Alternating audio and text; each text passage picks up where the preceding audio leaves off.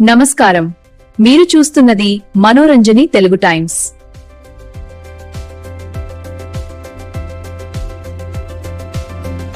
గ్రామీణ జీవన సౌందర్యాన్ని, మన పల్లెటూరి మనసును మీ ముందుకు తీసుకొచ్చే ప్రత్యేక కార్యక్రమం పల్లెటూరు కథలు.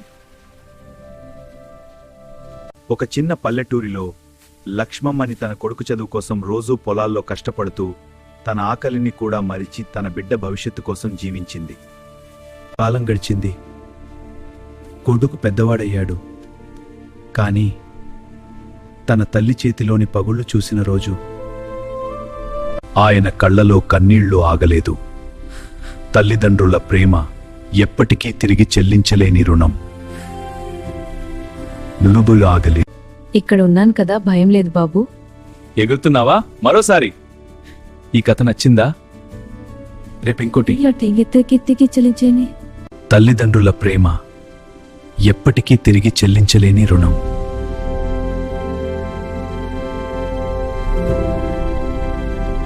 రెండు రైతులు, రెండు హృదయాలు. ఒకరికి నీళ్లు, మరొకరికి పొలం.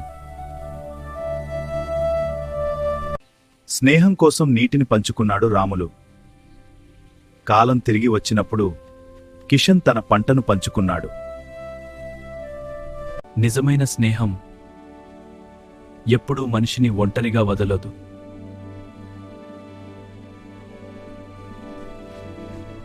గ్రామంలో ఒక బాలుడు అబద్ధాలు చెప్పడం అలవాటు చేసుకున్నాడు. అరే, అదేం పులిరా, నీ అబద్ధాలు మామూలే. యావును, నువ్వు ఈ అబద్ధమే అవ్వలేదు. ఒకరోజు నిజంగా ప్రమాదం ఎదురైనా ఎవరూ నమ్మలేదు.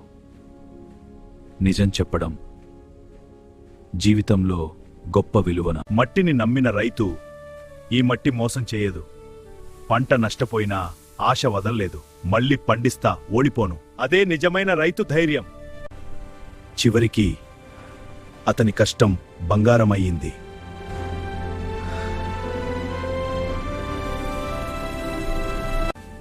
కష్టం చేసిన వాడిని కాలం ఎప్పుడూ గెలిపిస్తుంది.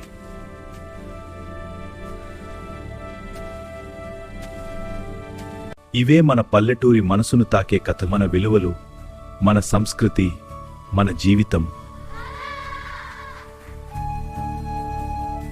ఇలాంటి మరిన్ని హృదయానికి హత్తుకునే కథల కోసం మా ఛానల్ మనోరంజని తెలుగు టైమ్స్ ను సబ్స్క్రైబ్ చేయండి.